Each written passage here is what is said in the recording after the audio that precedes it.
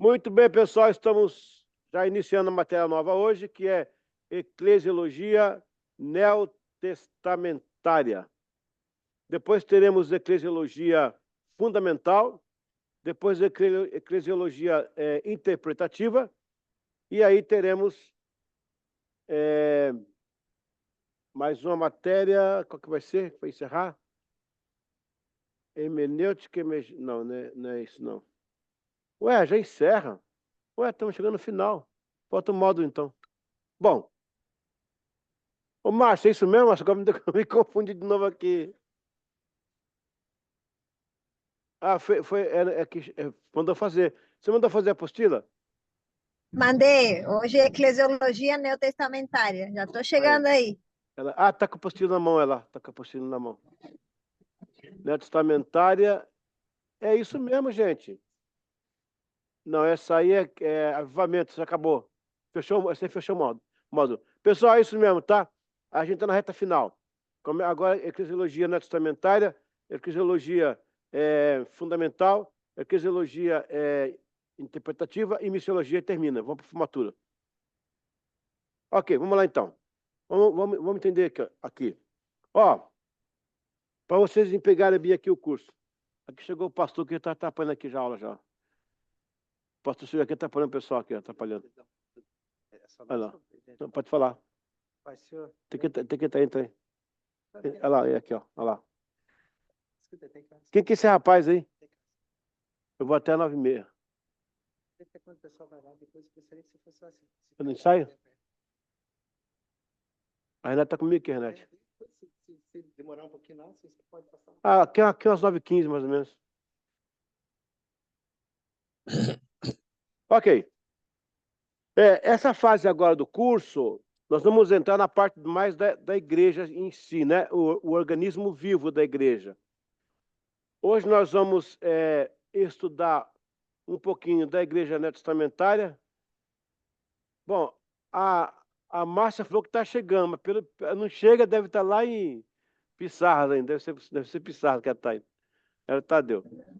Mas, ó, a Diné voltou, graças a Deus, a Diné e o Coronel.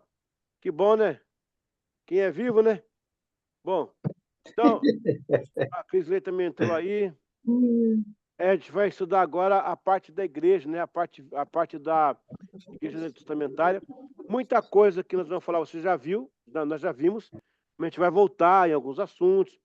Depois, nós vamos estudar dons e ministérios.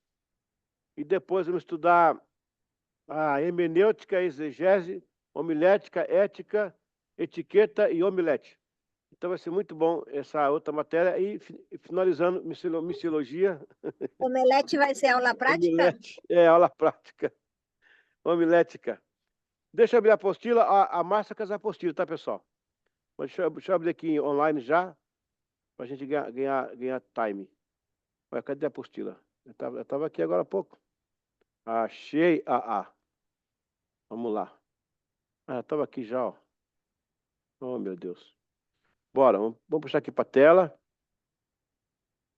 E ninguém viu, né, que eu tô indo de telefone novo aqui, de coisa nova aqui. Ninguém viu, né? Tudo bem. Outro estava estragado, outro estava com problema. Novinho. Estou estreando aqui na aula com vocês. Muito bem. Deixa eu aumentar aqui um pouquinho o som. Eclesiologia neotestamentária. Por que neo, Dissério? Por que a palavra neo aí? O que significa esse neo? Novo. Ó, a Dissério está sabendo. Se é de alecrim, está fazendo ela pensar bem. É o novo. Eu sou de Alecrim, pastor. Sim. Olha, eu aí estou numa porta em Jerusalém, aí, numa das casas que poderia ter sido um local de culto da igreja primitiva, sabe? Aí, ó, o local. Interessante. Tá nesses lugares aí como voltar na história. Ok, isso aqui vocês já viram, né?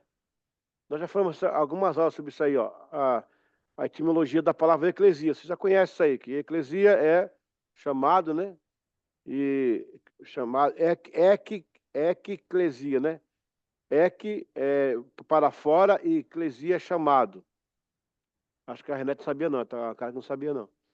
Eu já falei isso mais 10 vezes já aqui na aula. Várias vezes já falei aqui. Várias vezes. Ok. Então, a gente está entendendo aqui a eclesia, que nós já falamos sobre isso aqui. Vamos pular aqui que já comentamos sobre isso, né? Que é um termo grego.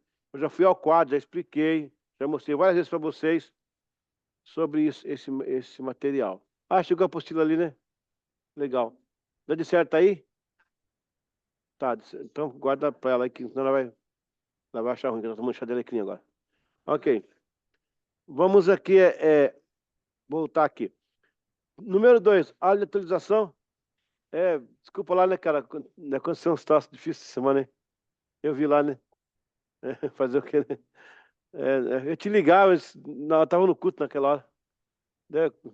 O verdinho lá perdeu, Ok. Área de atuação. Sendo, sendo o livro de Eclesiastes uma sombra, uma tipologia do complexo de eclesia, ou seja, igreja, convém salientar que no Antigo Testamento o Eclesiastes vem como vocábulo correlês, que por ser uma palavra muito ampla no hebraico, ela corresponde a ajuntamento, congregar, reunir em grupo. Então, ninguém percebeu, né? Eclesiastes é um tipo de igreja também, o nome lá no Antigo Testamento. Está apontando para a igreja. E olha só, Eclesiastes é o livro do... Quem pode ajudar aí? Livro do pregador. E a igreja o quê? A igreja prega. Então, o Eclesiastes ele é uma sombra. Eclesiastes é ajuntamento, congregar, que vem do verbo carral, ou correlate, do hebraico, que é ajuntar. Aquela aula é alto nível, cara. Aqui é hebraico, é grego, tem alto nível. Só não tem espanhol. Eclesia. Chamado. Não, para fora. Eclesia, chamado. Chamados para fora. Diné, tá firme aí ou é só enganação com esse negócio ligado aí? Tá aí? Tá tudo bem? Tá por aí o coronel também? Estão junto aí? Tá faltando. Sim. Aí, ó, tá aí, tá. Então tá bom. Tá faltando o Walter, né? É, é raro, né? O Walter não aparecer, é raro, mas hoje aconteceu. Para ser mais aplicado no hebraico, correlet, significa aquele que reúne, mas que é tradicionalmente traduzido como professor ou pregador, nas traduções da Bíblia em português. Nota-se, portanto, o desejo de Deus, mesmo no Antigo Testamento, quanto no Novo, era de agregar, ajuntar, reunir seu povo. Então, vamos lá, pessoal. Veja bem, a palavra correlete, a palavra correle também, né? Porque é igual ao português também. Falar, falando, falei, falastes. Então, no começo, quando o homem pecou lá no Éden, então Deus veio e chamou Adão do Éden, ó. Chamou Deus Adão. Essa palavra chamada não existia até aquele dia. De lá para cá, Deus só chamou. Depois ele dá para a igreja essa incumbência de ajuntar, de congregar. Aí você vai entender que hoje tem um movimento dos desigrejados. O desigrejado não é desviado. O desigrejado ele conhece a Bíblia, conhece a palavra, mas ele não aceita o sistema. Ele acha que igreja é sistema. É claro que toda igreja é sistema, só que eu não estou aqui por causa de sistema, estou aqui para juntar com os irmãos para adorar a Deus. O que o pastor faz, deixa de fazer, a igreja, eu quero congregar com meus irmãos. Esse pessoal fica vendo só isso. E a maioria deles é gente que tem dinheiro. A maioria, já fiz uma pesquisa aí, a maioria é de que tem condição financeira e tal. Aquele negócio, o cara, ele quer administrar o dízimo que não é dele, né? Ele acha que faz alguma coisa quando entrega o dízimo. Não entrega não, fica com ele aí. Então, assim, os desigrejados hoje é um grupo que está totalmente fora desse contexto aqui. E você vai ver aqui nessa matéria como que a Bíblia dá ênfase na questão do ajuntamento, estar junto, congregar, o estar together, né? Estar junto. I'm sorry. Desculpa.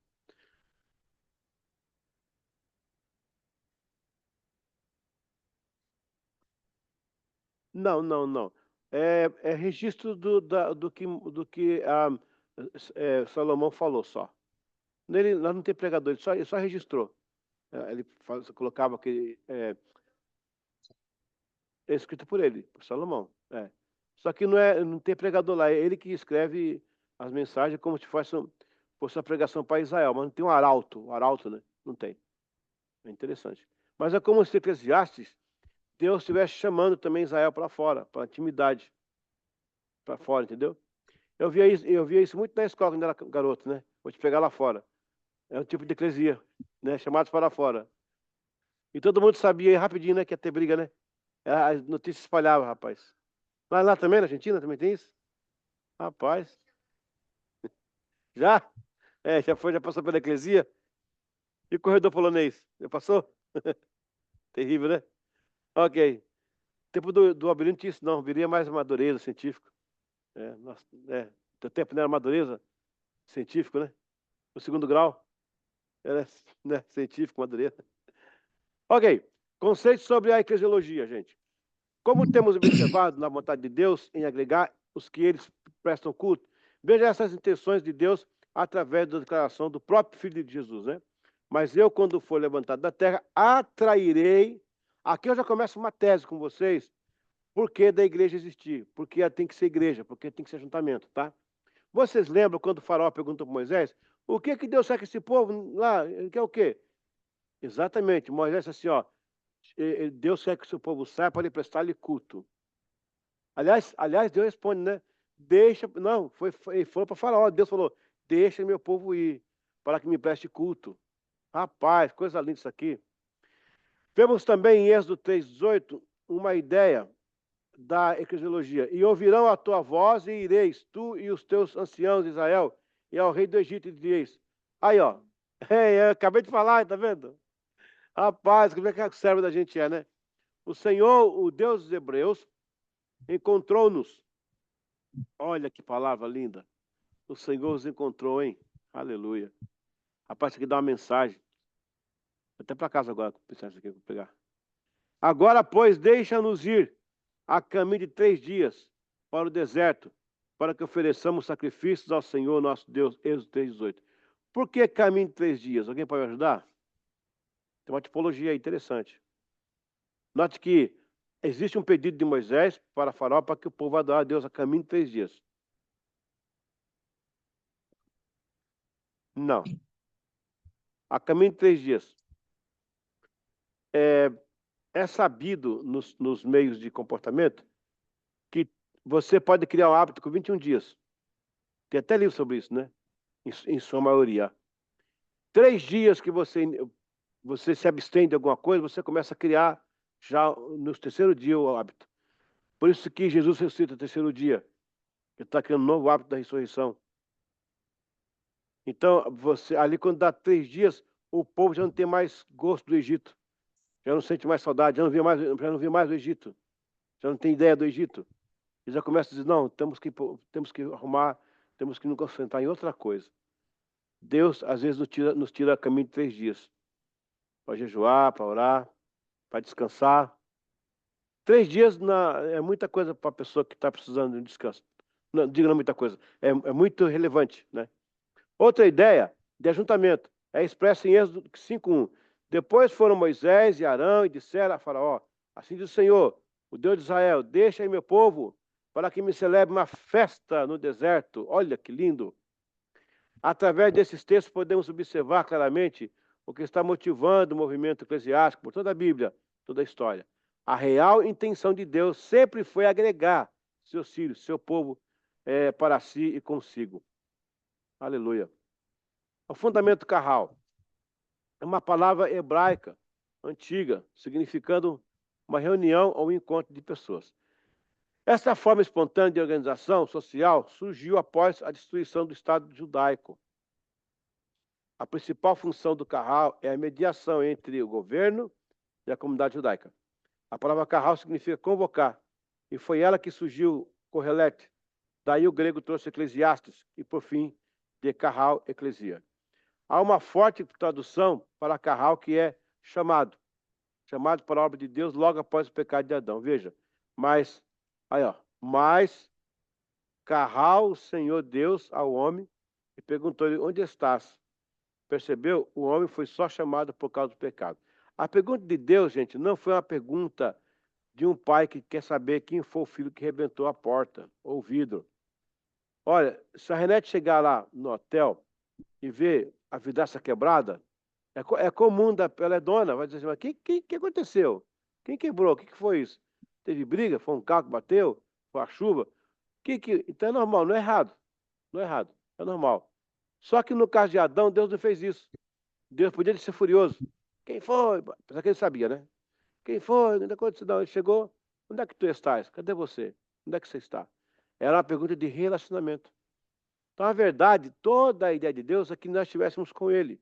Estivéssemos com Ele. Essa que é a ideia.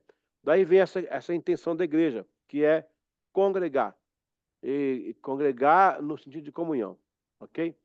Depois eu vou abrir para a gente participar. Deixa eu ir lá para a segunda aula para a gente ganhar tempo. Ok? Vamos lá. As classificações da eclesiologia. Hã? É a parte número 2 agora. Aula 2. Tá certo aí? A origem? A Flávia, quando ela tá lá assistindo a aula, né? Ela me encontra, ela fala da aula toda vez que ela me encontra. Pastor, aquela aula assim, ela presta bem atenção. Isso é muito bom. É uma aluna dedicada. E, de repente, com chá de alecrim também fica melhor, né? Porque a Renata tá com chá, a disserta com chá de alecrim lá. A origem. Edificarei a minha igreja e as portas. Opa, tem 3 chats aqui, vamos ver. Chegou 3 chats aqui. Um positivo, sim, sim. A Renata, a coisa está rindo, né? Ó, alecrim também dá alegria, né? Acho que é disso, né, que vem o nome de alecrim, né? Eu disse, o nome alecrim vem de alegria, sabia? Você fica muito alegre esse chá, né? Fica bem alegre, começa a cantar. Ok. Edificarei a minha igreja e as portas do inferno não prevalecerão contra ela. Você aqui está falando isso aí? Quem falou essa declaração? Quem deu essa frase? Jesus himself, ele mesmo. Essas palavras de Jesus, eu edificaria. Você leu, né, Márcia? Você leu aí, né? Aí fica fácil. Eu edificarei a minha igreja. Inaugura um novo tempo. E elas foram uma previsão do que está prestes a acontecer. Essas palavras, no caso, né? Elas e as palavras. O que estava a acontecer. Chegou um aluno desertor ali. Né? Então, o bom filho sempre vem a casa, né? Mas tá bom. Tá certo. Ok. Então, essas palavras estão prestes a acontecer com aquele grupo em Jerusalém. Posteriormente, sobre toda a terra, e quando concederia o Espírito Santo para habitar nos salvos. João 15, 26, 27, 16, 13. Preste bem atenção, pessoal. Até essa época aí, não havia ainda o Espírito Santo, quer dizer, atuando no homem como ele desejaria. Atuava em Jesus, tá? A Bíblia diz que o Espírito Santo era sobre o Senhor. Ele falou lá, Lucas 4, o Espírito do Senhor é sobre mim, papapá. Sobre mim. Sobre mim. Por que não em mim?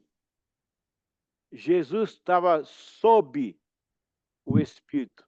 O Espírito Santo entra em nós. Porque Jesus tinha uma natureza diferenciada.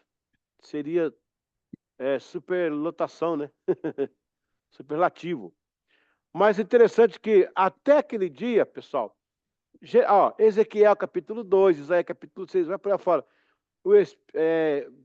Segundo Crônicas, segundo o primeiro rei Samuel, o Espírito é sobre.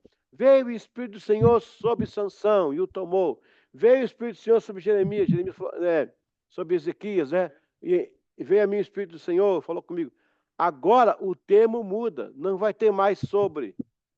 Com Jesus cumprindo a parte da igreja, agora o Espírito Santo vem dentro.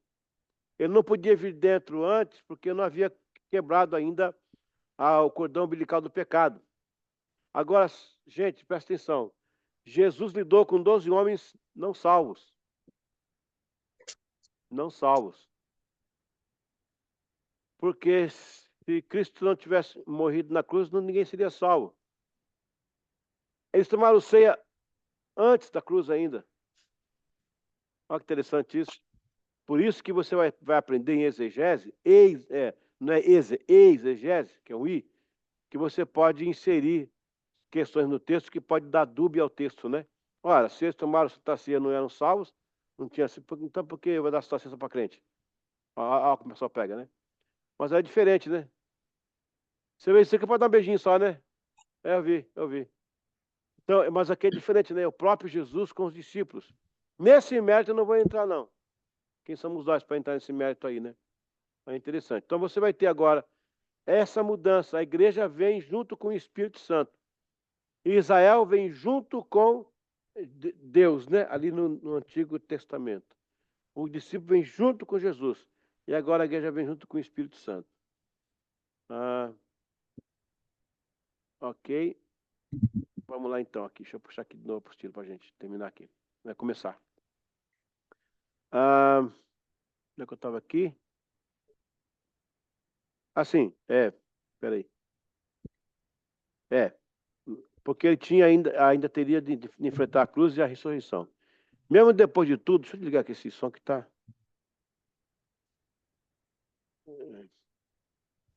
E depois eu falo, é a patroa. Depois eu falo, que eu mando, cara. Que eu mando, depois eu falo quando eu quiser. Pronto. Deixa eu ver que vai. E tá gravando, né? Tá gravando. Não, depois eu respondo. Tô brincando. E mesmo depois de tudo, notamos que pela grande comissão que Jesus não deixou que se iniciasse esta obra sem antes acontecer a descida efusiva do Espírito Santo. Aí ele fala isso mesmo, né? Ficai, né? Até que não faça nada sem isso. Olha só.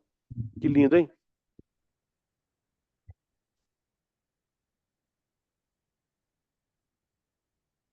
Mas é isso mesmo. Mas é isso mesmo. A declaração de Jesus, eu edificarei a minha igreja, é uma promessa poderosa e consoladora, garantindo que a igreja, como comunidade de fé, estará firmemente estabelecida, protegida e vitoriosa, apesar de qualquer adversidade, por causa do poder e da presença contínua de Cristo. É interessante, gente, porque a igreja é o único movimento que não oscilou, né, nos últimos 2000 anos. A gente teve oscilação de várias instituições, né? Mas a igreja não oscilou. Você pensou nisso, não? Ela veio, rapaz, ela enfrentou, e nada foi a favor da igreja, né? Nada foi a favor da igreja. Tem uma ovelha ali perdida, meu Deus do céu. Então, tudo bem, querida? Tá perdida aí? Lá na clínica. Eu vi que tem uma ovelha perdida, assim, andando sem pastos. Tudo bem, Rô? Então, na verdade, a igreja veio por todos esses anos, gente. Era todo mundo contra a igreja, perseguindo a igreja, ferindo as pessoas, matando milhões de pessoas. Gente, é para se pensar, não é? É para se pensar. É para se pensar. Nada conseguiu barrar esse povo, cara. E não vai conseguir nunca. Pode fazer lei. Agora tinha uma lei no Senado dizendo agora que não pode pregar em lugares públicos, tá? Tá uma lei lá, parece que é uma coisa assim, uma lei que tá. Pode fazer a lei, faça a lei. Como é que é?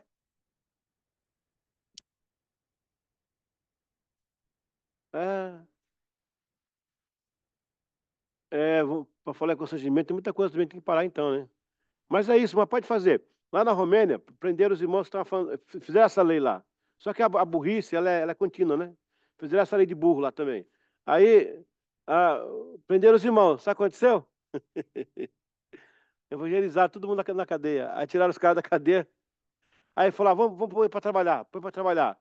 Colocar para entregar a carta. Aí evangelizou o país inteiro. Não é burrice, né? Não perca tempo com isso, não. Mas deixa fazer lei. Nada pode barrar a igreja. Glória a Deus. Nada pode. Organização. É óbvio que a igreja foi fruto de um mover espontâneo e não havia alguém nos bastidores formando uma organização. Como também o enfoque aqui é que organismo vivo e não uma organização estrutural e fria de nossos dias, em alguns casos. Ela se organizou de acordo com a necessidade que surgia e essas ocasiões foram delineando a postura da igreja em relação aos desafios que chegavam. Veja, por exemplo, esse primeiro ato de organização.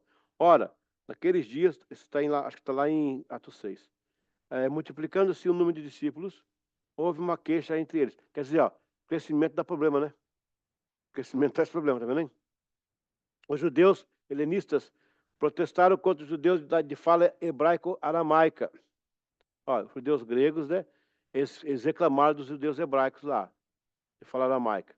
Porque as suas viúvas não estavam na Bolsa Família. Aí, tá vendo? Uma briga de Bolsa Família aí, ó. Não estavam sendo atendidas na distribuição da diária de alimentos. Então os 12 reuniram todos os tipos e propuseram: não é sensato negligenciarmos o ministério da palavra de Deus a fim de servir às mesas. Portanto, irmãos, escolhei entre vós 7 homens de bom testemunho, cheios de Espírito Santo, sabedoria, os quais encarreguemos desse ministério. Quanto a nós, nos devotaremos à oração e ao ministério da palavra. Tal proposta agradou a todos. Atos 6, 1 a 5. Desta forma, notamos que o Espírito Santo os orientou em um consenso. Vamos lá. Temos um problema, sim ou não? Temos. Como é que eles resolveram o problema? E foi discutir o problema? Não. Soluções. Olha que show de bola. Olha que show de bola há 2000 anos atrás. Em vez de focar no problema, ficar discutindo o problema, mas por quê, irmã? Não trouxe? Quem trazia a Bolsa Família para a senhora? Aquele irmão, como que você não trouxe a bolsa para ela? Não, pera, gente, ó. A igreja cresceu, está tendo um problema, vamos focar na solução? O que vocês acham de fazer? Fazer assim? Agradou a todos, e aí a igreja prosseguiu. Nunca mais teve essa reclamação, nunca mais aconteceu. Nunca mais. Eles atenderam. Outra coisa, veja que interessante também, aí, Renate, que a igreja passa a fazer uma coisa que basicamente era o Estado. Era o Estado. Fome é coisa do Estado. Você paga imposto para ter proteção, para ter comida, alimentação, transporte, então o Estado tem que ver. Mas na igreja, aí, não que ela tenha que fazer o papel do Estado. Ela tem que fazer um papel emergencial. Não pode esperar pelo Estado. Igual o show de bola que deu no Rio Grande do Sul, cara, as igrejas vieram mais abrigo do que as escolas. E a hora que tem escola pra caramba também, né? As igrejas junto com o governo, a igreja deu um show de bola nesse negócio aí, cara. Não que fosse necessário isso, a gente não quer miséria de ninguém. Mas a oportunidade que ela teve e fez, né? Rapaz, o que as igrejas se mobilizaram com o Estado aí, coisa linda. Provando a força, né, que tem a igreja. Muito interessante. Então, foi necessário. Agora a hierarquia. Esse ponto aqui é importante, da hierarquia. Falar em hierarquia no começo da igreja é algo interessante. É claro que havia um reconhecimento de liderança na vida de um presbítero, porém o diácono também exercia seu valor de grupo. Há uma corrente de pensamento cristão evangélico em nossos dias que se assemelha a um modelo militar. Tipo, eu já ouvi essas frases antes assim, ó. Eu comecei como auxiliar, fui a diácono e agora vou a presbítero. Como se fosse desta forma. Fui recruta, passei a soldado e agora vou chegar ao cabo e sargento. Ora, em termos de igreja, as funções são distintas e operam no mesmo sentido. Sabemos que ao que preside devemos honrar, de acompanhar a visão de Deus em seu coração, mas não necessariamente significa uma estrutura rígida, hierárquica, né? Ou até mesmo militar.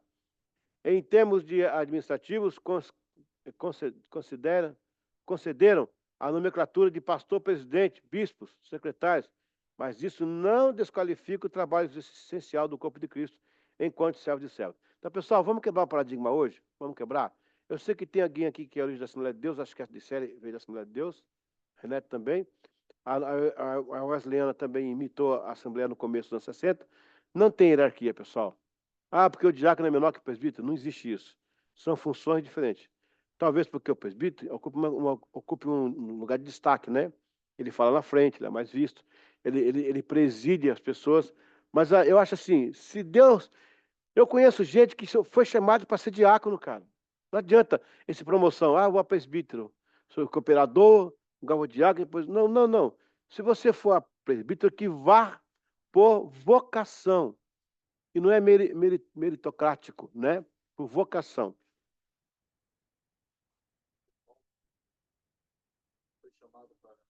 Exato. E cada um se mantenha na vocação que foi chamado, né? Seria um versículo popular assim, cada macaco no seu galho, não é isso? Ou então cada um no seu quadrado. Então, assim, se você vai fazer coisa que não pode fazer, você está um cara ligado com esporte, né? Embora seu time não ajude. Mas vamos lá. O cara tem que forçar, né? Entendeu? Vale a pena você ter uma boa zaga no ataque? Não vale a pena. A zaga é para isso mesmo, para defender a quem vem. Se a zaga vai para o ataque, pode até que saia um gol lá, mas aqui vai ficar desguarnecido. Aí eu vou falar para você, qual a importância, então, do jogador no campo de futebol? São todos importantes. O grupo, é o grupo. E é muito bonito quando o grupo ganha, né? Quando não tem um cara só ganhando sozinho. É o resultado do grupo, cara. A bola saiu lá do goleiro, passou para a zaga, veio para o central. O cara armou. Eu gostava muito de ver o Falcão jogar, né? O Falcão, para mim, foi um dos caras mais estratégicos de campo, né? O Falcão parava a bola no meio do campo assim, olhava, falava com um, falava com o outro, dava um toque, já era gol. Do pé do Falcão, já era gol. Quando ele passava a bola, o outro já sabia, pá, tabela, gol. Engenharia. Aí, nesse caso, é porque quem faz o gol está comemorando, né? Mas é de todos. A igreja é assim também. Se o diácono fazer, Alberi, o bom trabalho dele na diaconia, se o presbítero fazer o bom trabalho dele no presbitério, e o pastor no pastorado, quem ganha é a igreja com tudo isso.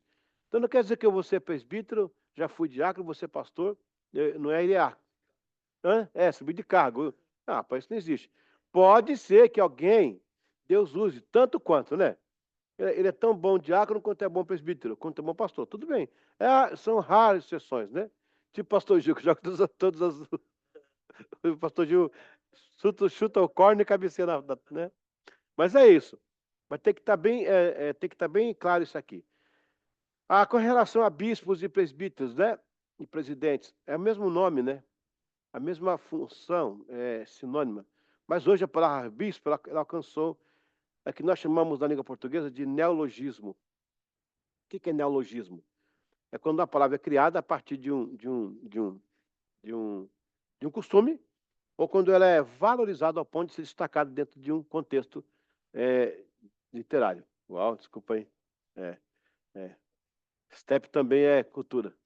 Vamos pegar um neologismo aí. Quem pode me ajudar aí? Me dá um neologismo aí. Quem lembra? Uma palavra neologística. Vamos lá. Um neologismo. A marca vira o nome do produto? É quase isso. Tipo a Gillette, né? Não. Tipo assim. Não, a Gillette em si. A Gillette em si. Vou comprar uma Gillette ali. Eu lembro quando saiu o Pastor Barba e tal, mas a pessoa falava Gillette. Hoje não fala mais, né?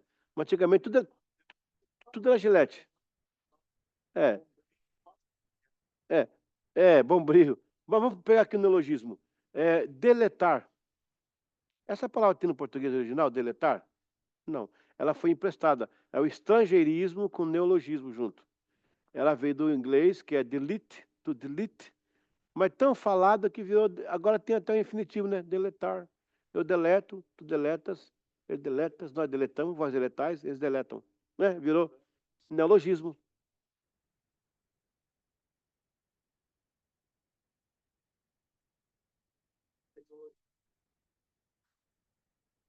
É, é, é, é. Cara, o estrangeirismo também está forte, porque o pessoal fala, quem precisa fazer um briefing aí, né? O briefing, poxa, é, é, o briefing. É, olha, preciso que, olha, é, é. Ou então, olha, na verdade, isso aqui precisa de um brainstorm para. Olha, eu que morei lá fora a vida inteira, eu costumo não usar, eu procuro não usar os. Eu comecei a usar aqui o share, o self, eu tirei, lembra, do começo do louvor? Depois eu me toquei, eu não gosto também. Eu morei lá tanto tempo. Lá é até mais justificável, lá, porque ela já usa, né? Mas aqui não, né? Então, é um neologismo. Nesse caso aqui, o pessoal às vezes cria situações assim, né? O bispo, por exemplo, o bispo não é maior do que ninguém, ele é um bispo, ele serve, né? Igual o pastor. Ok, agora o governo. A terminologia governo pode soar assustadora, no entanto, aqui o sentido é de coordenação, organização como organismo, direção e condução. A igreja iniciou-se sob reuniões de conselhos. Não havia um líder aclamado oficial votado. Era algo informal, sob consultas, orações, etc. Com o passar do tempo, a igreja sofreu muita influência de povos e pessoas. Algumas personagens eram realmente convertidos, mas outras não. e desses não conversos transformaram a igreja desde um governo político até bélico, né? Sabe o que é bélico? Isso. Mas sempre Deus manteve remanescentes para não deixar a essência primaz da igreja. Em capítulos à frente, voltaremos a esse assunto com mais propriedade. Graças a Deus pela reforma luterana e a resistência não conformista, onde o movimento que se titulava, né, igreja, perdeu o seu foco. Mas Deus levantou arautos para lembrar dos princípios. No governo da igreja, a gente vai ter alguns modelos: episcopal, congregacional. Na verdade, são 3 modelos, né? O episcopal, aqui nossa igreja é episcopal, o representativo e o congregacional. Geralmente, o representativo é a igreja luterana, é a presbiteriana, é um conselho de presbíteros que regem as decisões entre o povo e o pastorado, né? De 4 em 4 anos vem um pastor pregar, eles podem trocar de pastor, né? Aí o conselho de presbítero que vai definir. Não sei se alguém aqui já participou da igreja presbiteriana, sabe o que eu estou falando aqui, mas é isso mesmo. E o congregacional é os batistas, né? A maioria dos batistas, que o povo decide em assembleia o que fazer com a igreja. Se vai fazer alguma coisa, eles decidem. O episcopal é mais o pastor que decide. A não ser quando há uma questão muito grande, o pastor ele vem e põe para a igreja. Vamos supor, a gente vai fazer aqui uma mudança muito grande aqui no prédio, que vai custar para nós aí uns 50 mil reais. Então ele não pode fazer isso sozinho. Tem que chamar a igreja, gente, vamos fazer aqui um trabalho, vamos nomear uma comissão, né, a comissão financeira, a comissão de construção, para fazer a coisa. Então, aí o episcopal ele tem essa premissa de fazer isso. Já do congregacional, não, tudo é igreja, tudo tem que ser assembleia, é muito mais complicado. Mas é forma. É episcopal. É mais episcopal, é. Faz, não, todos eles fazem assembleia, mas a maioria é para passar relatórios, ver o estado geral da igreja. Eu digo assim, Márcio, no tempo normal de decisão, de governo normal, então é assim, corriqueiras. Agora tem gente que é ditador, né, também, né? Também tem isso aí, né? Eu tinha um pastor que ele mandava tanto, que quando ele passava, o pessoal cantava assim, ó: agindo eu, quem impedirá? Agindo eu, quem impedirá? Então, são 3 formas de governo. A pergunta que não quer calar: qual é a melhor forma de governo? Episcopal, congregacional ou representativo? Representativo. Qual a melhor forma de governo? Ou melhor, qual é a forma de governo da igreja primitiva, que é o nosso modelo?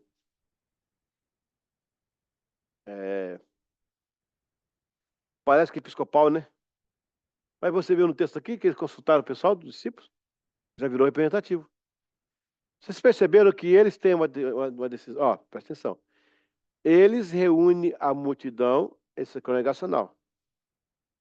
Quer dizer, viu que eles pediram parecer? Não pediram parecer. Pareceu agradar as pessoas, né?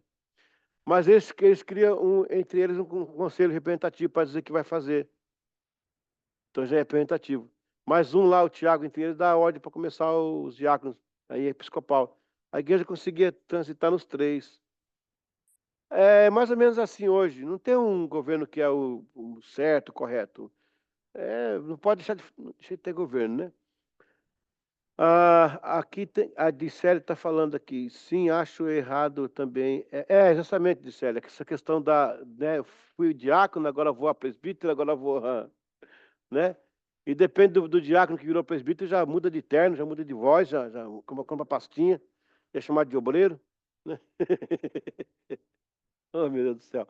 Tá bom, vamos abrir aí para a gente discutir um pouquinho a matéria. Os de casa podem se manifestar aí. O voto entrou aí. O voto entrou. Tá lá. Acho que já está tudo certo, já deve estar. Deve estar já com o negócio no micro-ondas lá já. Olha lá. Grande Walter, meu amigo! Você tá bom, Walter? Prazer em revê-lo. Pois é, andou sumido, né? Alguém andou fugido aí. Não, então, é verdade. Eu sempre fico 2 semanas fora, 2 semanas dentro. Agora eu fico aqui em casa até dia 20. 21. De hoje até dia 21. Vocês têm que me aturar aí, até. Como diz o Zagalo, vocês têm que me abraçar. Não foi bem assim, né? Aí depois de 21, eu vou viajar para o Rio, vou fazer 2 semanas lá no Rio, volto. Aí fico mais 20 dias aqui, 15 dias. Aí eu vou para Seul, na Coreia, mandar os coreanos abrir o olho. Aí eu volto depois, né? Tinha um convite para me passar na Alemanha, pregar, não quis não. Fazer o que na Alemanha? Fazer na França, fazer o que lá? Não, né? Tá bom. Ok, pessoal, vamos lá. A matéria de hoje é chucrute.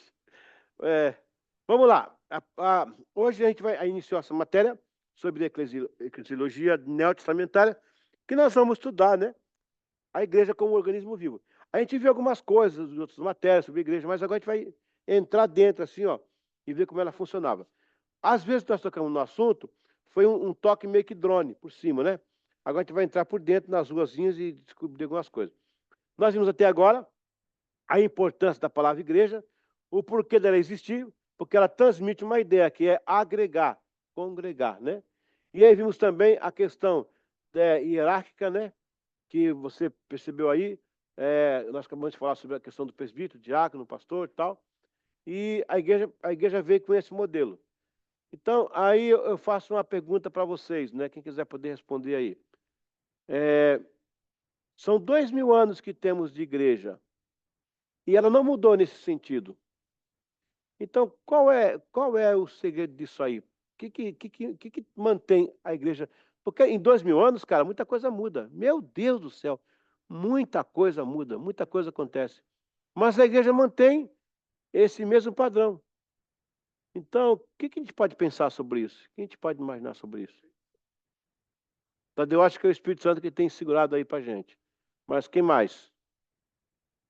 Deixa eu abrir aqui para se alguém falar aí na casa aí.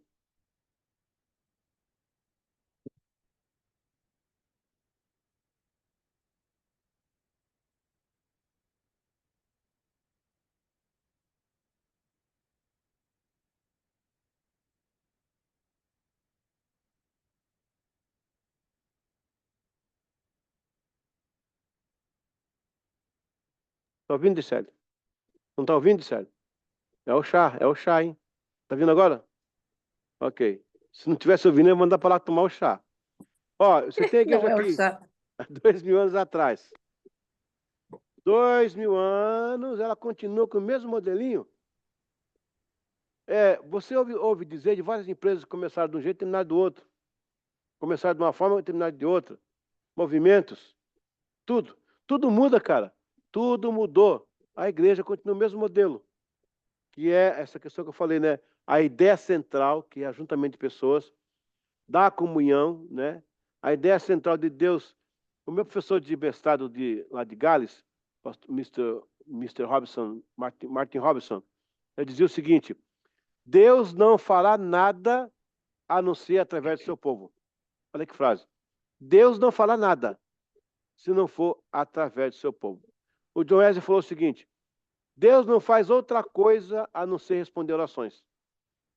Ou seja, são princípios pétreos que Deus deixou para que não mudasse. A igreja vem caminhando nesse mesmo patamar há 2000 anos, sem parar. Aí eu falo para você, é uma coisa que nos deixa pensar o peso que é a veracidade de ser igreja.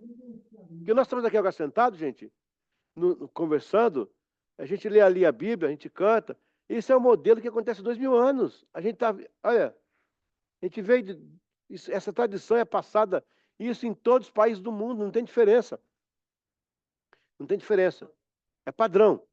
Então, isso mais uma vez identifica, né, o Espírito Santo coordenando a igreja. Embora, hoje em dia, eu queria que o Espírito Santo falasse mais com a igreja. É muito lindo, né, Alberi? Você vê na Bíblia, eles falam assim, né? Estando eles a orar, disse o Espírito Santo, separai-me, Paulo e Barnabé, prova que temos enviado, né?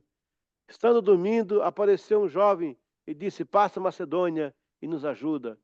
Chegando lá no porto, veio Ágabo e dançou e falou, olha, assim se falar com aqueles... Você vê, gente, o Espírito Santo coordenando a igreja. E hoje em dia, né, também que não é o nosso caso, mas muitas igrejas tomam decisões em cima de coisa política, em cima de interesses próprios, interesses de famílias que lideram igrejas, que não pode passar, né? Tipo assim, a igreja tipo a SBT, né?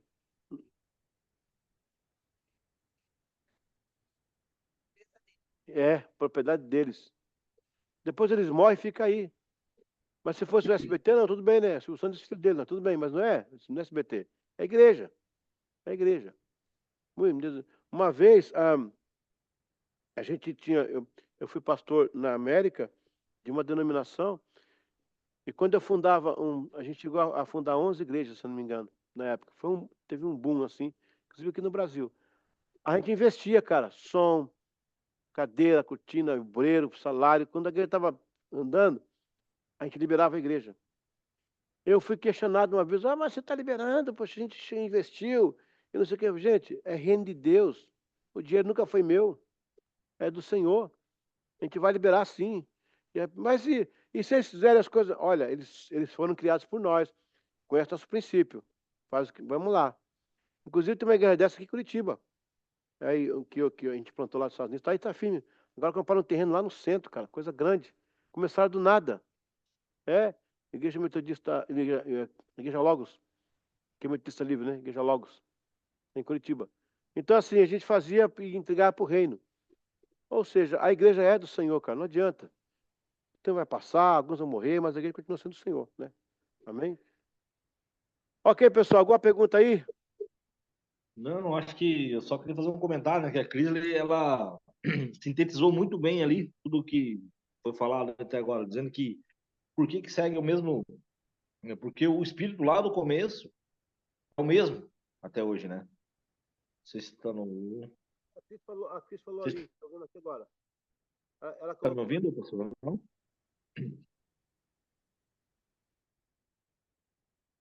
desde o princípio. E ele deseja falar, mas a igreja está assim, sem intimidade para ouvir. É verdade. E eu creio nessa igreja ainda, viu? Glória a Deus, que Deus fala e Deus se manifesta entre nós. Eu fui pregar numa igreja quarta-feira, gente, numa igreja lá em São Paulo. Quando acabou o culto, rapaz, que eu fui entrando no carro, a irmãzinha veio lá onde eu estava, não tinha ninguém perto. Ela deu com a mão, falei, Pai do Senhor, irmã. Ela falou, assim diz o Senhor. Rapaz, falou tanta coisa. Não, não sabe, coisas que eu falei com Deus em particular. Não tinha, não. Coisas que eu falei com Deus em particular. E ela falou comigo. Ali Deus usou, né? Ou seja, Walter, Deus está aí, cara. O Espírito Santo está entre nós. Nós que temos que dar lugar para ele falar com a gente, direcionar a igreja, né? Glória a Deus por isso. Oi? Sim. Amém. Gente, uma pausinha aí, tá? De 5 minutos, tempo para Dissérie encher de novo o copinho dela de chá de alecrim. Daqui a pouco a gente volta. Fiquei pegando no pé agora. Mais um pouquinho só, tá? Eita, Jesus.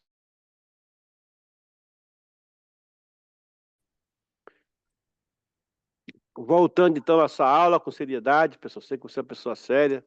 Vamos continuar aqui nosso trabalho, né? Graças a Deus. Vamos para a última aula, então. Eu vou ter que ser um pouco mais apto agora que eu tenho que um grupo de louvor ali. Eu preciso dar uma força sobre a questão da cantata também e tal. Então vou ler com vocês, mas aqui não tem muita coisa que colocar, não. Vamos lá. As subdireções. Ok. Aí vamos ter aí a mensagem da eclesiologia. Então, veja bem, é um grupo que tem que ter uma mensagem. Por isso que ele existe. É um grupo que tem que trazer uma palavra para a população, para o mundo em si, né?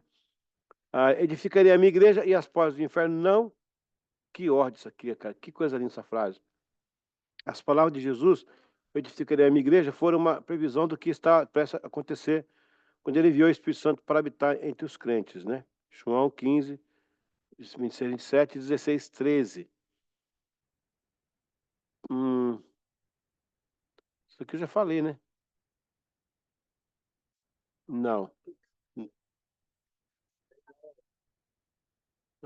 Ali, ó, tá a parte 2. A eclesiologia social. Agora tá certo. Eclesiologia social, ok. Então, duas coisas que, gente, vai se basear a igreja nesse caso aí, ó. As missões, que é o evangelismo, e o bem-estar social, que seria a obra de caridade, né? A obra de piedade. E não significa que a igreja tem que fazer parte do Estado, mas ela é emergencial, né? Em Atos 2, 43, 45, a Bíblia nos dá a ideia de um grande amparo social e amor ao próximo. Não havia uma preocupação com a parte social. Lembre-se que as pessoas questionaram a Jesus se o cego teria nascido assim por causa do pecado dos pais. João 9. Para os povos da antiguidade, a pobreza, a peste, a doença, deficiência era um castigo divino. Veja o que diz Nicolas Correntes. Desde o surgimento da humanidade que a deficiência é uma questão a ser refletida, pois cada época, contexto histórico e social se mostram inerentes a essa reflexão, por se tratar de um questionamento preocupante, como assustador, levados por concepções e, pior, pelas ações que essas sociedades faziam com os deficientes. Veja, lembra aquele versículo que o discípulo pergunta para o Senhor, né? Se ele nasceu cego você vê que aí, até hoje, a pessoa ainda fala isso, né? É castigo de Deus. Ele mandou um castigo aí. A pessoa até hoje associa essas coisas. Como também nos proporcionam questionamentos que nos levam a analisar as pessoas como ignorantes, maldosas e preconceituosas. Como também nos traz a confiança, a convicção de que a deficiência não é uma dificuldade. A igreja veio quebrando esse paradigma. Conforme o texto do início, a eclesiologia foi moldando o perfil social daquela época. Então, gente, a igreja começou a dar comida, começou a dar amparo, começou a fazer coisas que não era comum se fazer naquela época, porque as pessoas achavam que quem era miserável era punição. Tem um país no mundo hoje, que é a Índia, o Paquistão também, e o Caxemir. Eles têm essa cultura até hoje, de castas. De castas. Entre os indígenas, vocês podem aceitar depois assistir um filme chamado, acho que é Cauane, tá lá na UEL, a UEL hospedou. A FUNAI mandou tirar do ar uma época aí, mas conta a história verdadeira de uma indiazinha, porque, uma indígena, né? Aí, aqui na Bolívia, no Brasil aí, eu fui lá nesse lugar. Quando nascia deficiente, jogava no rio, ou matava, enterrava vivo, enterrava vivo. Essa menininha foi jogada bebê no rio, que é deficiente. Pegou assim e jogaram no rio. Aí, uns turistas que estavam, não era turista, era geólogos, estavam trabalhando no rio abaixo, viu o corpinho da menina e resgataram a menina. Levaram para a Suíça, ela cresceu. Hoje ela é uma mulher que trabalha junto aos povos indígenas para evitar esse tipo de coisa. Eu estive na tribo, gente, interessante. Vi um rapaz defeituoso na cadeira de rodas e eu vi alegria na tribo por aquele rapaz. Eu não entendi bem. Perguntei ao pastor, ele falou, rapaz, não, isso é a cultura deles. Esse rapaz é para ser morto uma hora dessa. Mas tá aí, ó, o evangelho mudou a cultura nesse caso, né? Coisa linda, cara. Então, não mais essas crianças jogadas nos rios ou enterradas vivas. Você imagina isso? Teve um filme aí que passou, né? Um cara filmou, né? Ao vivo o indígena fazendo isso, cara. Eu vi aquela cena, eu fiquei sem dormir literalmente uns 3 dias. Eu fiquei assim, desnorteado com aquela cena. Via o cara cavando o buraco, colocando a criancinha, e jogando terra em cima. A terra respirando assim, ó, até parar de respirar. Gente, é muito difícil isso. O evangelho chegou e mudou esse quadro. Glória a Deus. Glória a Deus. Me cobre depois esse filme. Não vai mostrar a cena assim, não. Vai mostrar a luta dela. Depois que ela vai na Suíça, ela cresce na Suíça, ela se desenvolve, se forma, vem ao Brasil e ela reúne um propósito aí e conseguiu mudar. Ela é crente, mulher de Deus. Depois me cobre isso aí.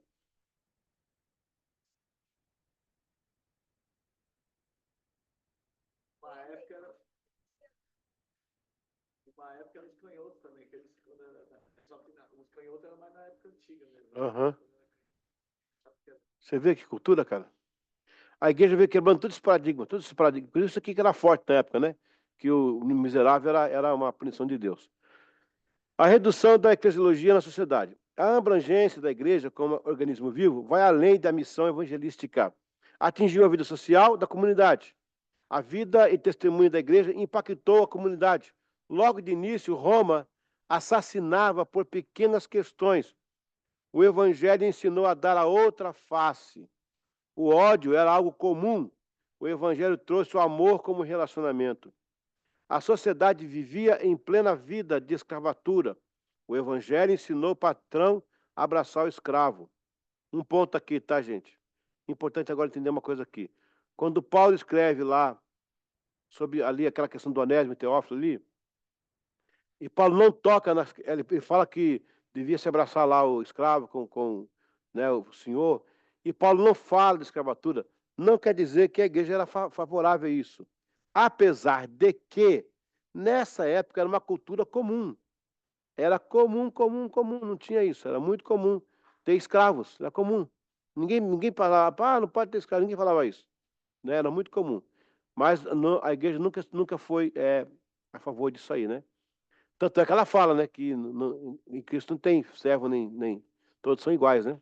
Tá vendo aí, ó? Todos são iguais.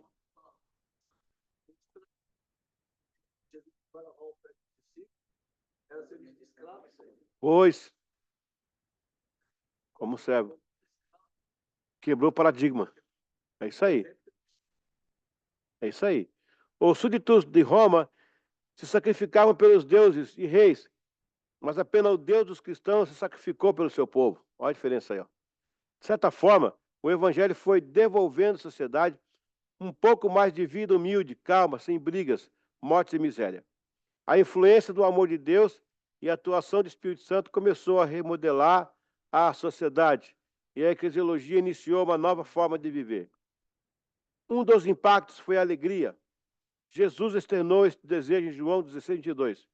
Assim também vos agora, na verdade, tendes tristeza, mas eu vos tornarei em alegrar-se-vos-á o vosso coração, e a vossa alegria ninguém vos tirará. Glória a Deus. Aí vem a eclesiologia e a família. Então já cobrimos, né?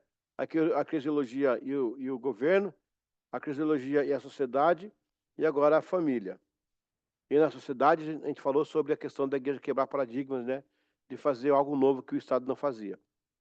O fato é que a proposta da igreja em agregar pessoas quebrou toda a estrutura de segregação racial e social. Realmente. Realmente, cara.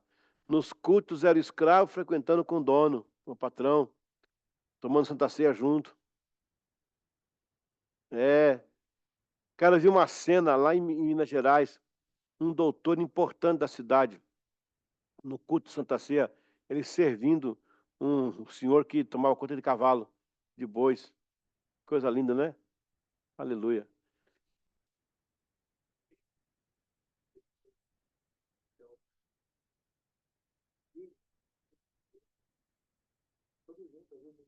Competindo, trabalhando. Cara. Isso é igreja, cara. Isso é igreja. Tá aí, ó. A eclesiologia promovia uma família além da família, onde todos se chamavam de irmãos e irmãs. O pai era um só, independentemente de raça, cor e status quo. Já pensou nisso, pessoal? Olha, os romanos tinham seus deuses, né, que eram voltados para as castas, né? Aqui não, a igreja, Deus era um só, o pai de todos. Por isso que o romano não entendia que o irmão casava com a irmã, chamava de incesto. A Beri chama a Cris de irmã e casou com ela, sem incesto. Para eles não sabiam que era novo para eles. A palavra igreja era novo para eles. Irmãos em Cristo, o que é isso para eles? Não sabia que era isso. É uma linguagem nova. Eu quero que você se situe no tempo da igreja. Sinta-se como eles se sentiam lá. Isso foi um fenômeno. O movimento eclesiástico fundamentou a família ao tomar propriedades já contidas das famílias existentes. De repente, no caso aqui, não é tomar propriedades, não é bens materiais, sabe, gente? É incorporar as famílias em si, né? De repente, o evangelho dá valor ao pai, à mãe e ao filho, trata de obediência, submissão e vida em família. Nas palavras do bispo José Damião, a igreja deixou sua maior marca na família, a unidade. Unidade é a ação coletiva, que tende a um único objetivo, coesão, integração e união. Tudo era feito por todos, tudo em comum. Tudo era feito por todos, olha aí, tudo em comum. Pessoal, a palavra adoção em nossos dias, ela tem uma conotação diferenciada do que existia na época de Roma, tá? É muito importante entender isso aqui agora, tá? Isso está numa aula, né, para você aprender. Quando você falou hoje que eu tenho um filho adotivo, tá? Aí eu tenho um filho biológico e adotivo. Entre aspas, quem que tem mais direito aí? O biológico ou o adotivo? O biológico, não é isso? Isso é agora.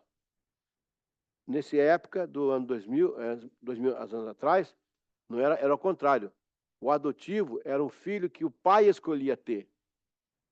Quando você tem um filho lá com a esposa, às vezes nasce o que você não queria. Às vezes, é uma menina, eu queria menino. O menino queria a menina. A menina queria o menino. Ou então o pai não gosta da criança, da aparência. Na época de Jesus, a adoção era mais importante do que o filho biológico. Havia pais que não queriam os biológicos, queriam só o que escolhia.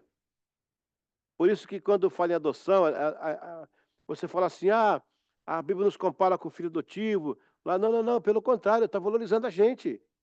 Porque ali no caso, o pai me escolheu. Quando fala assim, não foi vós que me escolhestes. Isso é adoção. Ele tá dizendo assim, eu quero você comigo, eu te escolhi, eu amo você. Eu quero você do meu lado. Tá pegando? Também. Então, veja como é que muda completamente essa situação. Então, tudo isso aí é uma época que a igreja atuava naquela sociedade, daquela forma. E isso aí é uma das coisas que se coloca aqui, tá bom? Gente, vamos lá. Eu vou terminando hoje aqui, um pouquinho mais cedo, só em 20 minutos mais cedo, né? Mas eu quero ver se alguém tem alguma coisa para conversar, alguma coisa para falar. Quer perguntar ou quer adicionar alguma coisa? Pode ficar tranquilo.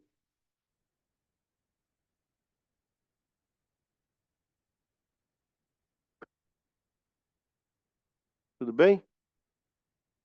Tá light hoje, né? Boa desculpa.